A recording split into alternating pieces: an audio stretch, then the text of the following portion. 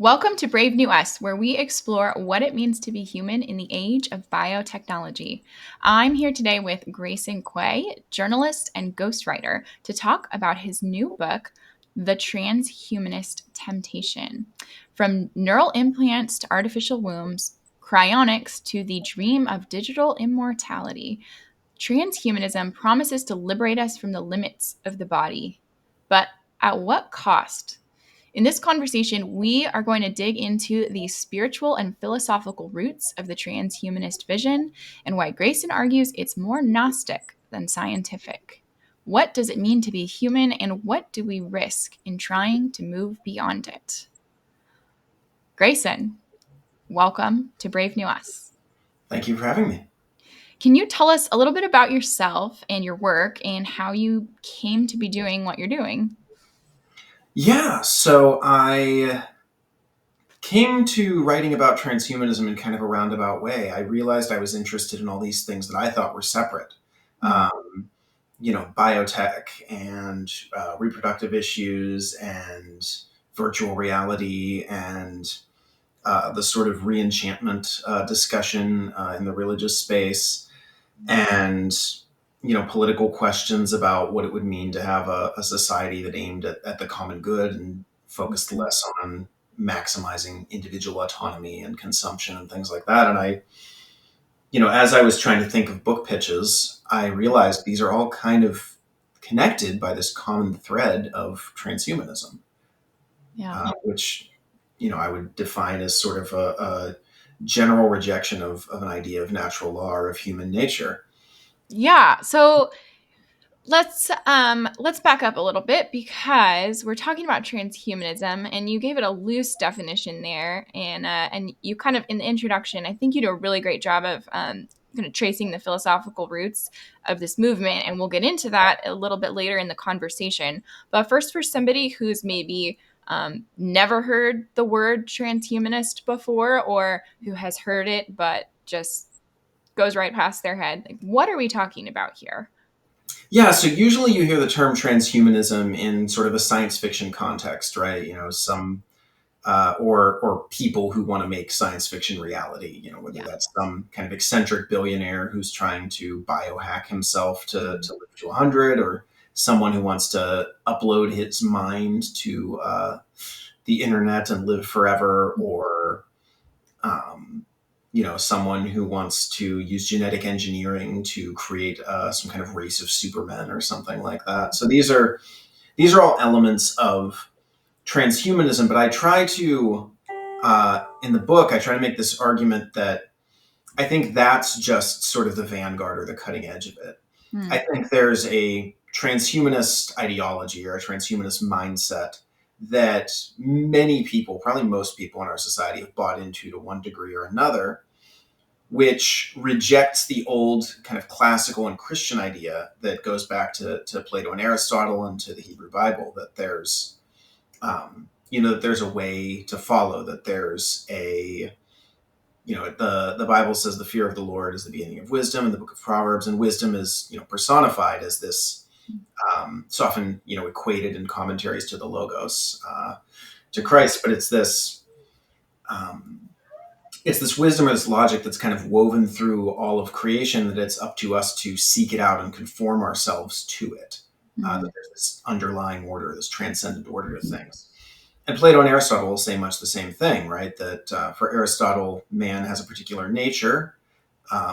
He's aimed toward eudaimonia or happiness, flourishing, and that's his proper end or telos, right? So we say that um, his conception of humanity is teleological, right? There's a goal or an end that should be aimed at. The same way that, the telos of an acorn is to grow into a tree. This was all sort of common sense. It was just in the water for most of human history, or for much of human history, especially in the Western tradition. And this really started to change. It's difficult to say exactly when. A lot of people date it to kind of the split between realism and nominalism in the Middle Ages. You could also trace it to certain strains of Renaissance humanism or Enlightenment thinking. There's a whole debate you could have over that I don't really get into in the book necessarily because it would have taken up That's a a lot different more book. space. Yeah, A yeah, worthy book, but it's a a different whole book. different book. Yeah. But basically, we've somehow ended up at this place where we don't believe in such a thing as human nature or a human telos anymore. We don't Mm-hmm. believe that there's some kind of order that we're supposed to conform ourselves to. We believe that the meaning of your life is to give your life a meaning. Um, Mm-hmm. so Charles Taylor, who's a Catholic philosopher, has kind of a good shorthand to talk about this, which is it's the difference between, he says, mimesis. So, mimesis is like a mimicry or conforming oneself to something. Mm-hmm. So that's that, humans have a nature and have a type of flourishing that's proper to that nature, and that's what we should aim at. And then the opposite of mimesis for Taylor is poiesis, so making, like a poem is a made thing. Yeah. And poiesis is, pure creativity. You create the meaning of your life. You define what it means to be you. What you define what it means to be a human.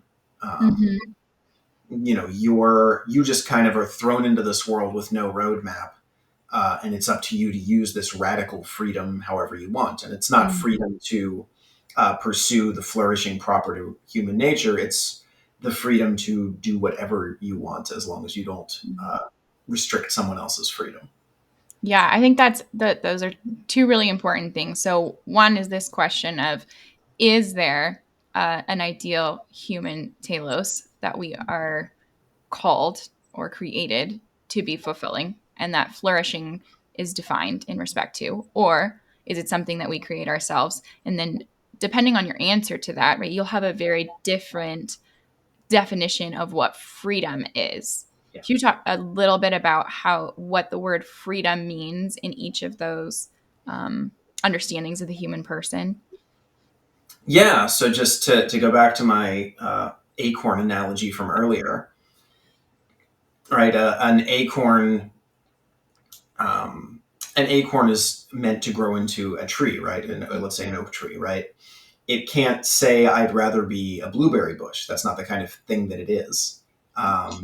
So that's not a type of freedom it has. Or think of that the Monty Python skit where the Life of Brian, where the guy goes, "I want to have babies," Right. and they say you can't have babies, and he goes, "You're infringing on my freedoms." Right. The idea that you could be free to be something other than what you are is just nonsense from any kind of perspective that believes in human nature and a human telos. But if you don't believe in those things, then you can, with a straight face, make an argument that if as a man you can't have babies, you're being oppressed. And in fact, we've started to see Right. society adopt that idea. There have been op-eds in the New York Times arguing for, I think they call it reproductive equity, Hmm. which basically means that um, because couples that consist of a man and a woman can have babies on their own without spending any money, that same-sex couples should have access to taxpayer-funded Hmm. surrogacy so that they can also have babies at no cost to themselves. Because in this case, biology is literally unjust. Right. Um, yeah. Oh, that's a whole other conversation too. I've also heard people talking about uterine transplants in not to restore functioning to a woman, which is a whole conversation in and of itself. But she was arguing, well, no, I had the first baby, so my husband should have a uterine transplant so that it's just defined purely as equal. But also a conversation maybe for another time. Um, I think that a lot of people hear this word transhumanism and think of those kind of crazy science fiction examples. But you are arguing that it's much more mainstream and embedded and has been kind of part of our evolving cultural consciousness for a while. So, where are we already seeing transhumanist ideas shaping real life and culture? So I think one of the first places that we really saw transhumanist technology break into our society was with the birth control pill. Um, and this isn't an original thought to me. I got this idea from Mary Harrington, who wrote a great book called Feminism Against Progress that She's you fabulous. should buy after you buy my book. We'll put Um, links to both in the show notes. yeah, there you go. But she says that the birth control pill is really the first transhumanist technology because it takes something that's working properly and breaks it, right? To look at it another way, it tries to fix something that isn't broken. Uh, if I go to the doctor and my arm is broken, they'll set it because there's an idea of human flourishing. There's an idea of what a healthy human being looks like. And the purpose of medicine was thought to be uh, restoring people to that standard or that norm of health and of human flourishing. Now, you have the birth control pill come along, and it essentially disrupts or interrupts a normal monthly cycle for women. Right, it kind of sends your body this hormonal signal that you're pregnant all the time, so that you don't ovulate, and that's a huge paradigm shift in what medicine is for. Mm-hmm. It goes from this is what your body is, and we're going to try to restore it to its normal functioning, to a paradigm that says, this is what your will is, this is what your desire is. And we're going to bend your body to your will, even if that means disrupting its normal, healthy functioning. Mm-hmm. Yeah, absolutely. And I love the myth that you brought in where you were talking about, I think it was Greek mythology. Could you articulate that a little bit? Because I hadn't heard it before reading the Oh book. yeah, this is great. Yeah, so the I one of my points that I make in this book is that transhumanism functions as a Procrustean bed. So Procrustes is this character from Greek mythology who has a kind of an inn or a hostel off the side of the road, Yeah. and he invites travelers to come stay the night. And he only has one bed, and no one ever fits the bed quite perfectly, right? Everyone's either a little too tall or a little too short.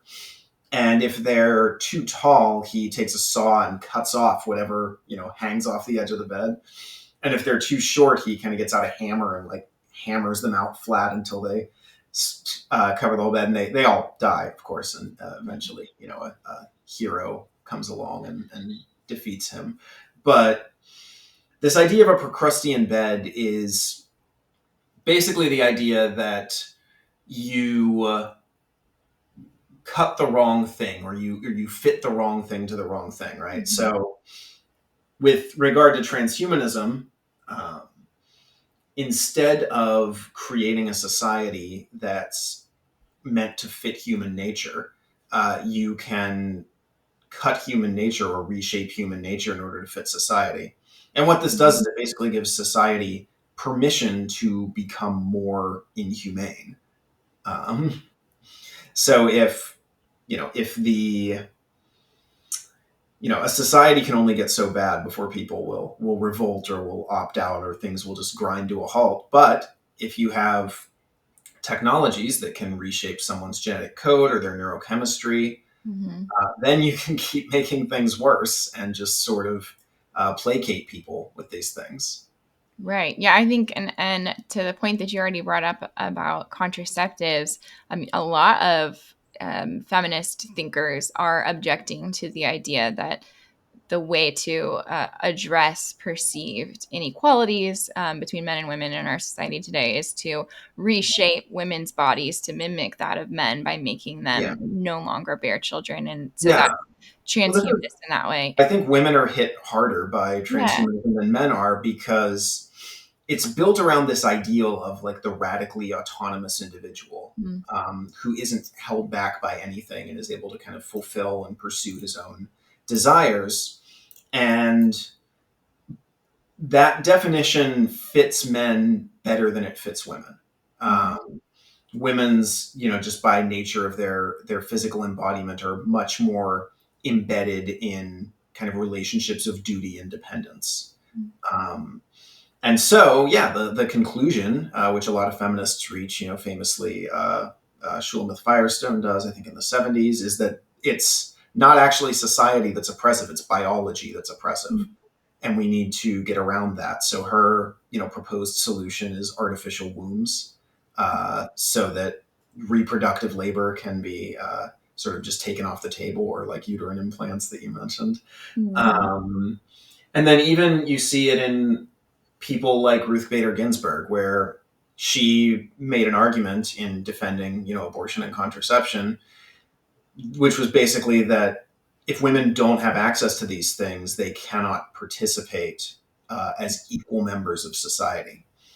So, yeah, you need to kind of do violence to your own body, to your own capacity to create life, to masculinize your body in these ways, or you're literally subhuman. You're a second class citizen. Um, Yeah. Well, to your point, like just why don't we just build a better bed? Like mhm. why are we asking women to reshape themselves to fit a society that doesn't seem to um, adjust itself to women? Why can't we adjust society? If it doesn't fit, then let's reshape the system rather than reshaping ourselves. Are there other ways besides contraception that you're seeing this play out? The Procrustean bed thing, yeah. I mean, Progressive bed or just transhumanism taking hold in ways that are maybe unexpected or that we wouldn't necessarily recognize as transhumanist unless we're following the thread that you're recognizing and bringing to light in the book. sure, yeah. So I think another example of the Procrustean bed would be, how transhumanism kind of reshapes dating life. Like there's now an expectation that women are using contraception that really reshapes all our mores around dating. You could look at schools and how boys are treated in schools with being medicated for ADHD. Mm-hmm. ADHD doesn't really have a diagnosable cause. It seems to just be a label that gets applied to boys who are sort of toward one end of the bell curve and for hyperactivity. Um, and we could, solve that problem to your point by making schools different and making them more accommodating to little boys being restless. But instead, we prefer to drug them and alter their neurochemistry in this way, Yeah. uh, which I think is really really dangerous and really frightening. Yeah. So, are there any other technologies or maybe we can get more on, not on exactly what's embedded and being practiced, but where is the trajectory going in terms of what are the developments and what's the push for the future of the transhumanist movement? So I think the immediate future, kind of on the big cutting edge, is going to be embryo selection, embryo screening. There's a startup called Orchid that offers this service, and that's gotten a lot of media attention recently. It was kind of the Yeah. last update I made to my book was to talk about this because it, just sort of burst onto the scene suddenly. But basically, it's really disturbing if you look at it because you create a number of embryos through in vitro fertilization, and then it gives you a list of them, and it'll like rank them in order of desirability and will flag for you if any of them have genetic disorders, or it'll flag which ones are boys and which ones are girls. It'll flag um, other traits that you might find desirable, and Mhm. you can just discard the ones you don't want. So this is how, for example, this is how a lot of quote unquote developed countries have eliminated or almost eliminated Down syndrome. Mhm. They just do genetic screening and abort all of the babies that have Down syndrome.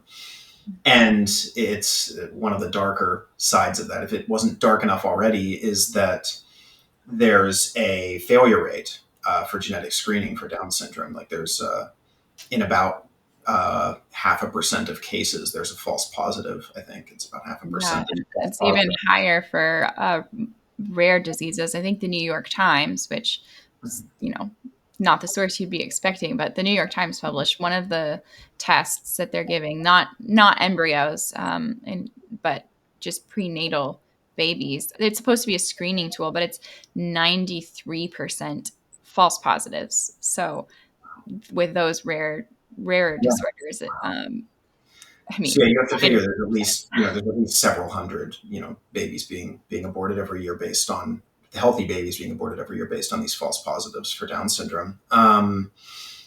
But the woman who started this embryo screening startup really sees it as replacing kind of natural reproduction.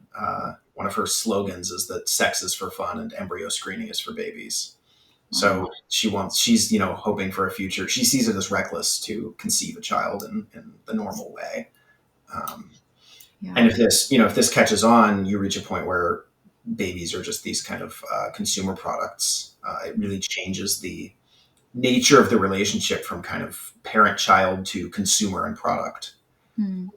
Uh, Yeah, for podcast listeners, we have an episode in depth earlier in this season with Emma Waters where we talk about these sort of Silicon Valley elites and the eugenics startups like Orchid, Nucleus Genomics that are really pushing this um, new technology, but same old philosophy of eugenics just being executed in a different way.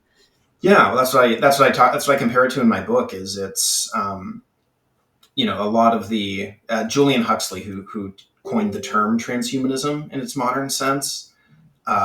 Was also president of the British Eugenics Society. Thought that if you were unemployed for too long, you should be sterilized because clearly your genes were defective and you weren't contributing to the well-being of society or something like that. You could take it even further back to ancient Rome, where the head of the family had this power of the father, patrias potestas, where he was allowed to order the exposure of any child born into his household. So that could be his own children. It could, in some cases, I think, include even grandchildren who were living under his roof, and it could include any of the slaves that he owned, which could sometimes be hundreds. Uh, so any child considered defective could be left out to die. So it's really, it's off. It takes place off stage now. I guess it's not as gruesome as leaving a screaming newborn out with last night's trash, but it's ultimately the same thing. It's less brutal in practice, but in principle, you're right. It's the same Mhm. philosophy and has the same end Yeah, a result. little more gender equality too, I guess, this time around. But yeah, it's the Absolutely. same principle of like I get to have the children that I want to have and kill the ones I don't want. I'm forgetting what page this is on, but thinking about these um, discarded embryos, abandoned embryos, embryos as human property, and some have compared it to slavery. I don't have the page number in front of me, but you were discussing how actually it's not so crazy to talk about them as these embryos as being a form of enslavement or human trafficking. It's actually a comparison that's being made and legal precedent being set. Is that right? Yeah, yeah. Like this isn't, I bring that up in the book, and then I say like this isn't me just comparing my opponents in a debate to slave owners to score kind of a cheap Right. rhetorical point. Like this is coming from their side. There was a judge who there was a case that involved a custody dispute between a divorcing couple over their frozen embryos, and the legal question was sort of like, well, is this a child custody dispute or is this a question of dividing property Hmm. and dividing goods and chattels? And one of the lawyers said, well, we should treat this like a child custody dispute. And the judge said, well, no, these are goods and chattels. And they said, well, they're human embryos. And he said, yeah, well, there is legal precedent for treating humans as goods and chattels. Look, and he points to slavery. So these embryos truly have like the legal status of slaves in some sense. That's just crazy Uh, to me that you would look to that as an example of how yeah. society ought to be governed. Yeah, although I mean, at least with slavery, there were at least some laws to protect them against just being killed on a whim, which embryos don't enjoy that protection. And in fact, there was the case in Alabama just about a year ago where a family sued a clinic for kind of negligently or accidentally destroying some of their embryos. They tried to sue them for wrongful death under Alabama's law, which, basically states that if you're pregnant and are in a car accident and you miscarry, you can file a wrongful death lawsuit for your unborn child against the person who hit you, for example. So this family tried to apply that to the fertility clinic, and the Alabama Supreme Court ruled in their favor and said, yes, like these are human beings. If given the proper environment and not inhibited in any way, they'll continue developing into full-term babies and grow to adult humans. So yes, this qualifies as a wrongful death lawsuit. And the blowback was immediate and incredibly fierce, even from people who describe themselves as pro-life. Alabama has a pretty strict abortion ban on the books. It has a Republican supermajority in the legislature, most of whom consider themselves pro-life. It has a pro-life Republican governor. But just within probably a week or two, they had rushed through a bill saying, no, fertility clinics cannot be sued for mishandling and accidentally destroying embryos. It was a truly kind of outsized reaction for what was actually a pretty modest ruling. I don't think it was too much to ask to just don't, stumble around the lab and smash all the test tubes by accident. But from the left's response was, Handmaid's Tale dystopia, which you kind of expect. But what's depressing is the degree to which even self-described pro-life conservatives fall for it. Yeah. Yeah, no kidding. I think there's more outcry to protect IVF than there is to protect the embryos. You saw a lot of prominent Republicans, again, who had campaigned as pro-lifers on the national stage, start talking suddenly about the miracle of IVF, and it was, there's just no political will whatsoever to restrict this practice in any way at all. And I think that's a real indication of how far we've adopted a transhumanist mindset toward these things and rejected an idea of human nature and human teleology. So some will describe transhumanism as a kind of religion unto itself. How do you see it challenging or replacing traditional belief systems on that note? Yeah, so my original title for the book was actually The Serpent's Promise, because I think that in many ways transhumanism was invented in the Garden of Eden, when the serpent tells Eve, you will be as gods. The interesting thing about that is I think that the two are, transhumanism and Christianity are in many ways kind of in direct competition. They're making very similar claims in a way. Because this is interesting.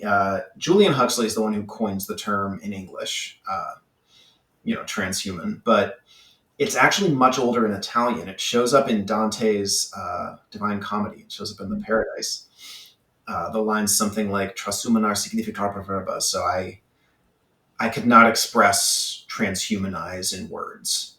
I could not express the idea of being transhumanized in words. It's something like that, and it's something that the pilgrim narrator character says as he's being lifted up into heaven, as he's experiencing theosis is the Greek word, right? Divinization, coming to be a partaker of the divine nature, St. Peter said, or a son of God equal to the angels, as Christ says in the Gospels. So when Satan says ye shall be as gods, it's not really a lie per se. That is humanity's destiny. That's what we have to look forward to as Christians.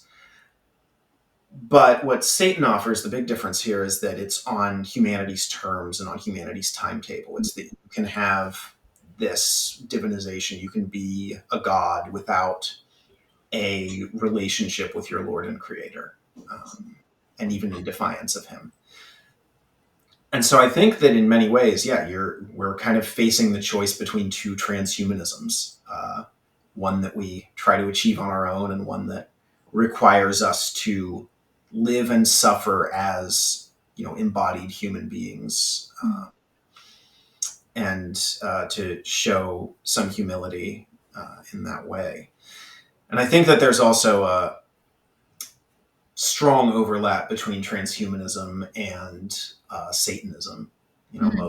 most Satanists in America don't say they don't believe in a literal devil. I don't think he necessarily cares if they literally believe in him or not, but they believe in him as this sort of avatar of rebellion against authority, especially divine authority, and as an assertion of kind of radical individual autonomy and the individual will, which is really the same attitude and perspective that underlies transhumanism. And people have written about these overlaps between these two belief systems. Yeah, it seems like the some of the common threads in these different transhumanist thrusts is this rejection of the body in Mhm. general, and rejection of our innate human limitations as something that there's somehow something morally wrong with having limitations, as opposed to something morally informative about what those limitations mean for us. Mhm. What do you think is at stake spiritually, culturally, as these transhumanist technologies become more accepted? What are we losing? What are we ostensibly gaining? And then what are we losing in the process? Well, the what we're ostensibly gaining is just kind of convenience or power or the ability to make ourselves into what we want to be. I think what we're losing, there's a lot going on with this. So one thing I think right away is that there will be a lot of pressure to adopt these technologies, and that Mhm. those who kind of hang back or refuse to do so will find themselves increasingly pushed out of society. Um, this isn't, a fully kind of transhumanist thing, but, bear with me on this. Think about QR codes on menus. Mm. Uh, there's many restaurants You now even that, get a menu. yeah, that became a thing during COVID, and now a lot of places don't have menus. Like, it's just the QR code on the table. Um, which essentially that functions as a kind of sign that can't be read by the human eye. You need to bring this sort of prosthetic eye with you, or this kind of artificial organ that you carry around that interfaces with the sort of digital ecosystem. And if you don't have a smartphone, you just can't access that. Mm. So eating in restaurants is more, if you are merely human, if you do not possess the technologically augmented capacity to read QR codes and access the wider like digital information sphere, you're in some sense excluded from that aspect of society. And your smartphone is a tool in the sense that it's not integrated into your biology yet, but that's coming. Mhm. It's we already have smart glasses, and pretty soon it'll probably be brain implants.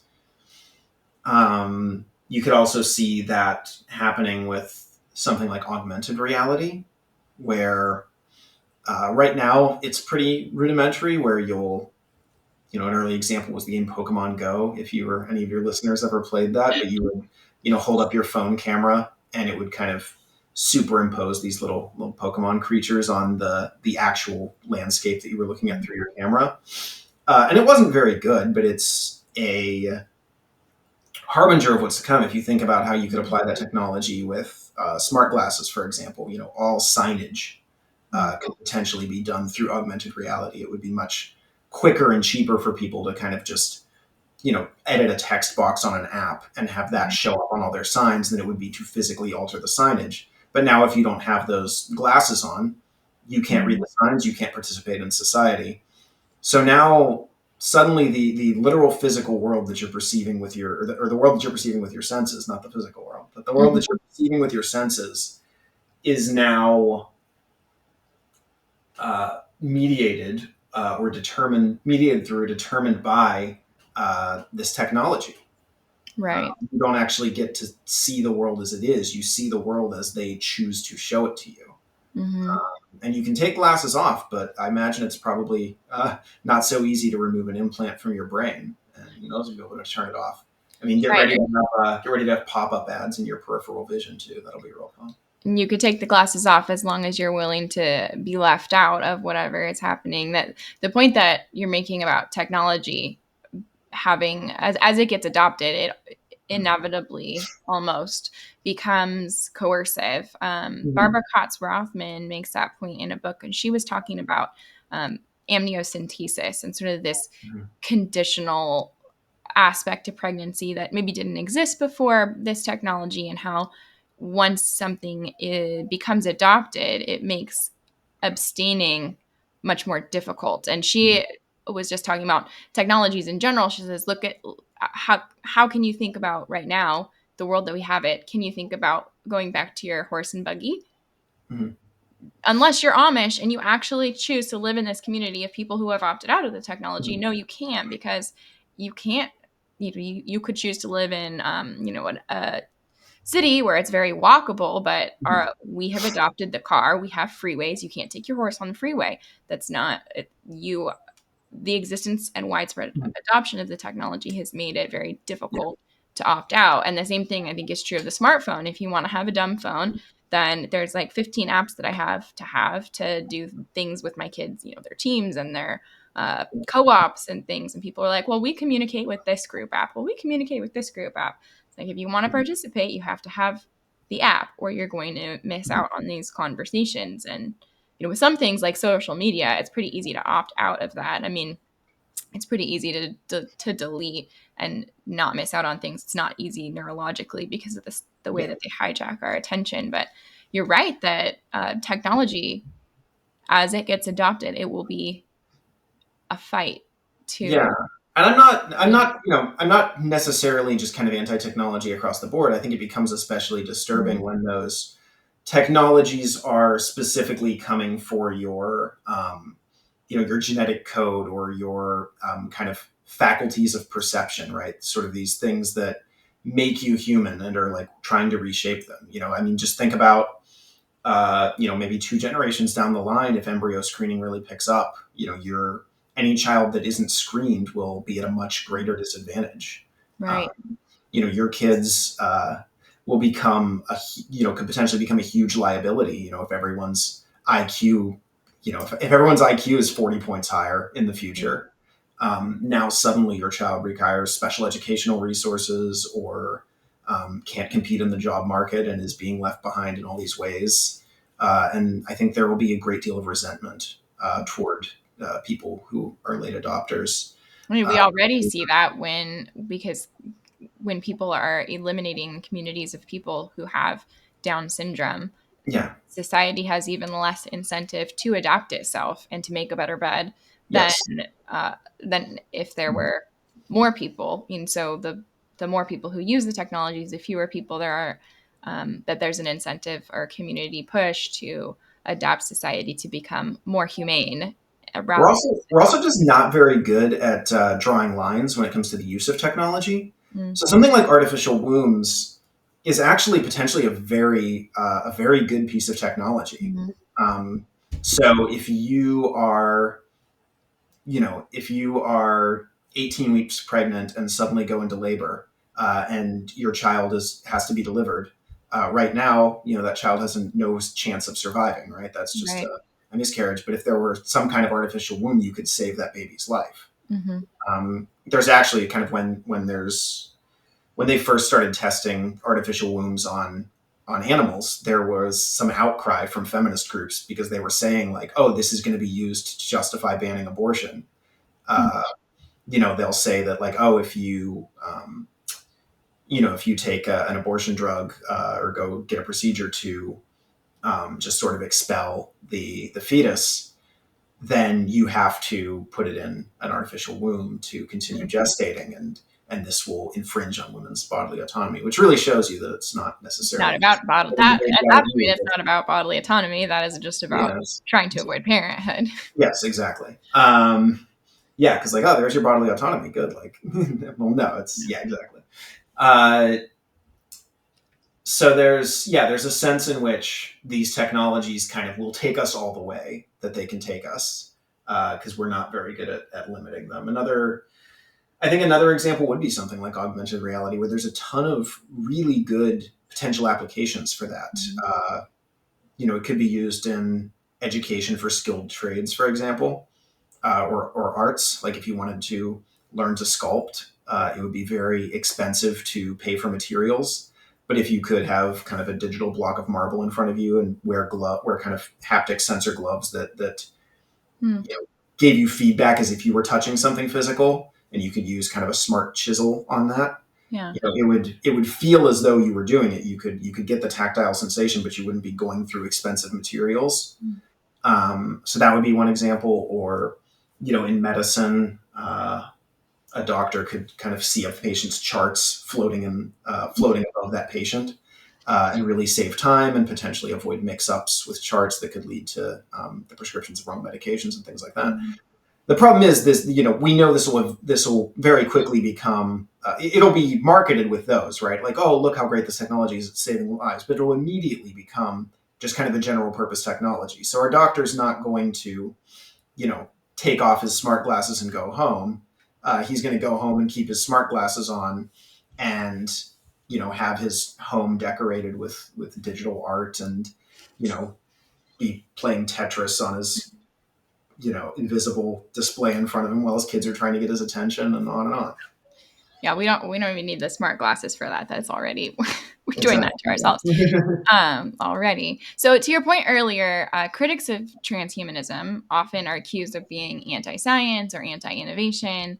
How do you respond to the idea is that one, rejecting transhumanism is rejecting technological progress, and two, rejecting innovation is futile anyway because technology is going to progress with whether you like it or not, with or without your permission. This is happening. So why fight? So I mean, I think we can use the power of the state to restrict certain technologies. We already do it in some ways. But in terms of the question of being against technology, I think I really want more technological innovation. I just want it to be channeled in ways that don't undermine our own humanity. C.S. Lewis talks about how this conquest of nature, right, this scientific project, was inevitably going to turn around. The conquest of nature was inevitably going to become the conquest of human nature by humanity. At Right. which point, what is humanity? Like the concept is no longer meaningful because we're determining what it is. So it's just an infinite kind of regress that leaves you in this transhumanist dystopia that Lewis describes very presciently in the 1940s. That's kind of a black pill. That's that's not very encouraging. I'd like to think that there's a way in which we could continue creating technological innovations that respect an idea of a human telos of an unchanging human nature. Um, if humans have always used tools, right? From the first human who picked up a stick and whacked something with it, right? We've always used tools, and I don't think that a spaceship is meaningfully different from a stick in that sense. We're creatures that use tools. I just want to make sure that we stay ourselves and use the tools ourselves, not that we use our technologies to make ourselves into something we aren't. There's I don't have a problem if on the construction site you want to plug a set of four robotic arms into your brain stem and use them to carry around big heavy girders. I just want you to unplug those and go home. I don't want you to move through life as a six-armed transhuman cyborg. Do you think that there are so a lot of times people will say technology is neutral. It's all about how you use technology. And I think by and large, most examples, that's true.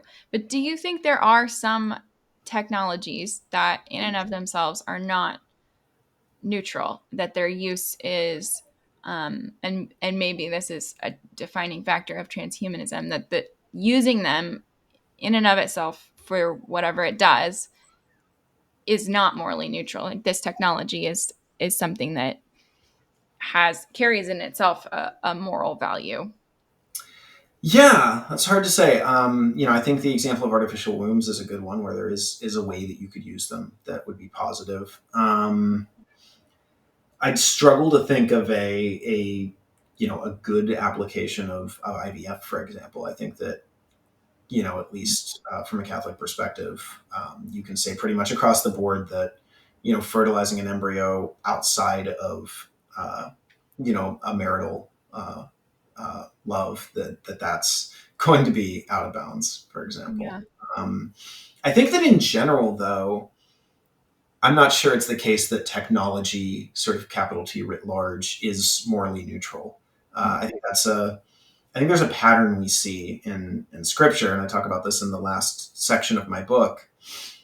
If you go into the Book of Enoch, which is kind of a sort of extended telling of the pre-flood narrative, you get all this detail where in Genesis 6, there's this mysterious passage about the sons of God and the daughters of men interbreeding and creating this race of giants. And most early commentators kind of saw that as fallen angels and humans creating offspring together. These giants are called the Nephilim in the text. And they're associated with the line of Cain, the line of Seth and the line of Cain. And in the Book of Enoch, you get a lot more detail about what's going on there, where these fallen angels, father these hybrid children, and then sort of serve as almost familiars or spiritual guides to them and give them technology. Right? This is why in the Book of Genesis it talks about like Tubal Cain is the first to smelt bronze or something like that, and another of Cain's descendants is the first to create musical instruments and all these other things. It's sort of not super clear in the original text of Genesis, but like the Book of Enoch sort of clarifies this is about them being given technologies that they can use to increase their power, enslave their fellow men, and eventually destroy creation. They're being given technologies that they're not ready for and that they'll use to destroy themselves, because that's what the demons want us to do, is to destroy ourselves. And so the flood is God sort of setting back the clock on that, and sort of rescuing his creation from humans' technological exploitation and domination of creation and of one another. And then I think you see something similar with the Tower of Babel, where there's sort of an achievement of human technology in building this tower, that God sort of looks down and feels the need to intervene and set the clock back once again in some way, by confusing their languages there and scattering them. So I think there's, this is sort of where the climax, the very end of the book, I kind of grapple with these ideas, but I think there's these processes at work in history where we're being given technologies that we can use to destroy ourselves. And I think that transhumanist technologies might be the ultimate example of that, because we can really use it to erase or destroy our own human nature, which in most kind of definitions of what's going on with salvation, it's sharing. It's the coming together of divine and human nature in the person of Christ that plays a major role in our salvations. If you place yourself outside of human nature in that sense, I don't know where that leaves you. Right. Okay, so a couple of questions. We mentioned and talked about a few specific technologies. Are there any that we haven't talked about that are sort of ones to keep an eye on as we go through the next few years and what's in development? I think AI is another big one, Yeah. because I think that there's a lot of people who talk about wanting us to merge with AI, for example, to kind of not only integrate it into all our decision making processes, which takes a lot of things out of human hands, but also to kind of use it to literally upgrade ourselves in certain ways. Yeah. But I think just more generally, like you don't even need to look to the future. I think you're already seeing one transhumanist aspect of AI, which is that kind of by its very existence, it raises this question that you see in like the Turing test, for example. Alan Turing came up with this idea that like if you're talking to a computer just by like typing back and forth and you can't see it, and it can convince you that it's a human, that it's actually thinking. Kind of who are you to say that it's not? Right? Like, aren't humans and computers sort of the same thing? It's just one of us has carbon hardware and one of us has silicon hardware. What really is consciousness anyway? Oh, well, that's just silly. Yeah, well, I I think mean, that if you're blind, and let's go back to the Bible here, and you have two sons, and one of them convinces you that he's the other son, and he gets the birthright of the other son because he's it's still a case of mistaken identity. Just because you can trick somebody doesn't make it real. sure, but the larger question is like, is it all just information processing? And is consciousness just kind of an emergent property of information processing? Oh, I see. That's more of like a not a glorification of what AI is doing, but just a reduction of what the human mind is doing. Yeah, exactly. It erases the idea that there's anything special about humanity. Um, and I think you're already seeing people forming these weird relationships with AI. You've already seen people, commit murders or take their own lives, Yeah. or in a sort of less dramatic, but I think no less tragic sense, you've seen people, there's AI kind of dating simulators where they'll genuinely feel that they're in love with this construct. Um, and I think that's something that's really sad, where we now live in a world, and I think increasingly will, where you have to kind of perform this Turing test a million times a day, where, especially if you're online, you'll never be quite sure Right. whether what you're interacting with is a real human or not. And that in and of itself puts us into a transhumanist society, I think, in a very real way. Yeah, no kidding. So if someone's listening and thinking, okay, this is wild, but what can I do about it? What do you say? How do everyday people respond to this cultural wave of transhumanist thinking, urging us to abandon what we are and become something better? Well, I think that one thing you can do is just try to be intentional about your use of technology. There's a great book called The Tech Wise Family by Andy Crouch that has a lot of really good pointers for that. Although I'll confess that I've read the book and have not been great about implementing all of them. It's one thing to know what you should do. It's another thing to actually Exactly. execute and getting it done. But on one hand, I think there's only so much you can do as an individual. We're really facing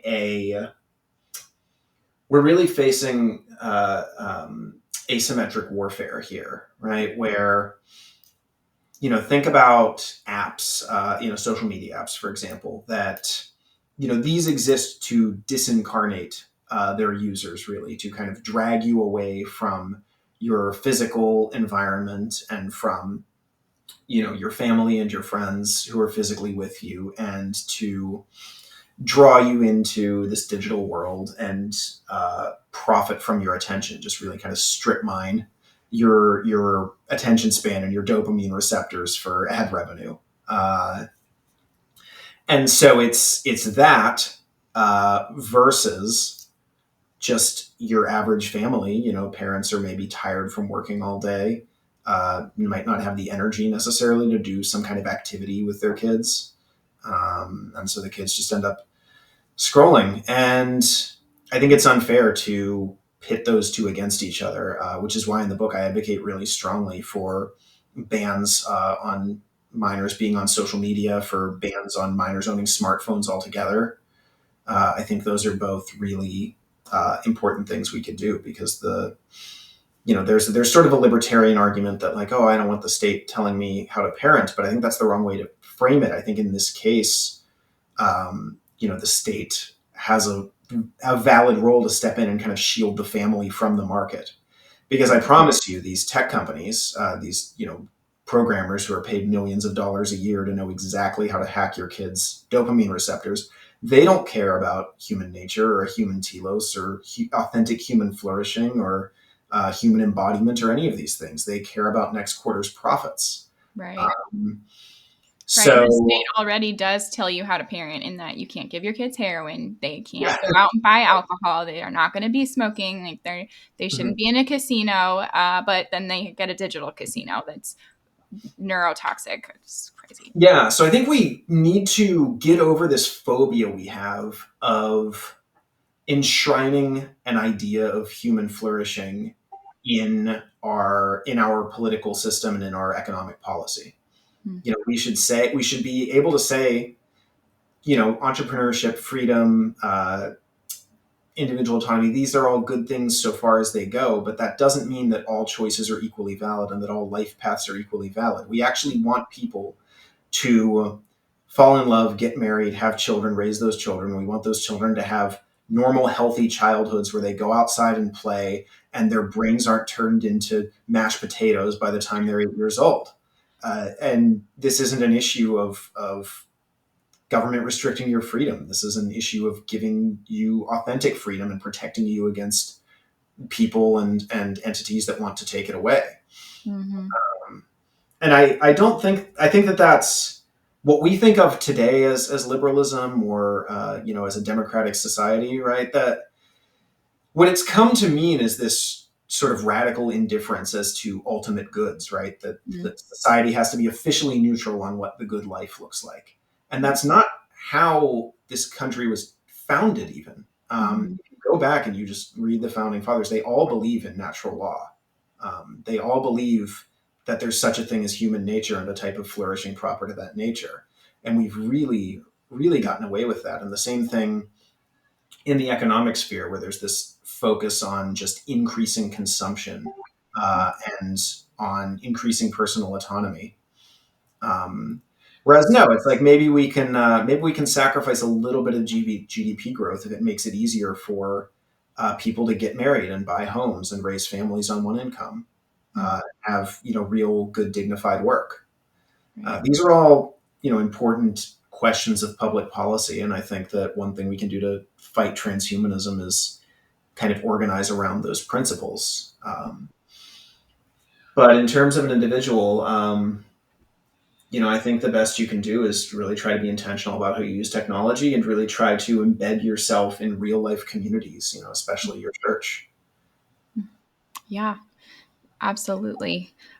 So, one final question that I ask all our guests is who is one person, alive or dead, real or fictional, who you believe exemplifies the very best of being human? The very best of being human. Goodness. Uh, well, by definition, Jesus of Nazareth, right? The very Amen best. to that. So, where can listeners connect with you, find your work, follow your work, buy the book? Yeah, so you can buy the book at Sophia Institute Press's website. That's sophiainstitute.com/transhuman. The book is also available on Amazon. It's called The Transhumanist Temptation, in case you forgot. It's available as a Kindle and as an audiobook too. The narrator, I think, did a very good job. So you can enjoy it as an audiobook. And then if Awesome. you want to follow me, I'm on X, Twitter, at Hemingquay is my handle. HEMINGQUAY. I like that. That's a good one. Thank you so much for your time. Thank you for having me. If this episode raised questions or sparked thoughts you'd like to explore further, I'd love to continue the conversation with you over on Substack at bravenewus.substack.com.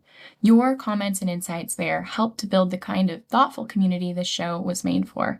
To support Brave New Us, please take a moment to rate and review the podcast wherever you listen, or become a paid subscriber on Substack. Your support makes it possible to keep bringing you these ad-free episodes. Thank you for listening and being part of the journey into what it means to be human in the age of biotechnology.